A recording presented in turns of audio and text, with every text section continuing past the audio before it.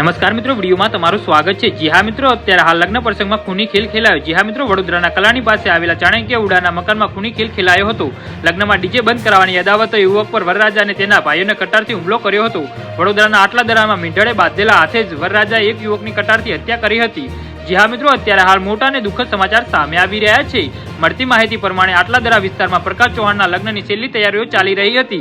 લગ્નમાં ડીજે બોલાવ્યો હતો। વરરાજા અને તેના પરિવારને શંકા થઈ હતી કે ડીજે બંધ કરાવવા માટે 22 વર્ષીય પવન ઠાકોર નામના યુવકે પોલીસને ફોન કર્યો હતો અને શંકામાં વરરાજા પ્રકાશ ચૌહાણે પોતાની લગ્નની કટારી ચપ્પુ વડે મૃતક પવનના પેટના ભાગે ઉપરાસપરી ઘા કર્યા હતા। લગ્નની પીઠી ભર્યા વરરાજા તેના ભાઈ અને માતાએ મળીને યુવક સાથે ઝઘડો કરી ચપ્પાના ઘા કર્યા હતા। જી હા મિત્રો, અત્યારે હાલ મોટા અને દુઃખદ સમાચાર સામે આવી રહ્યા છે।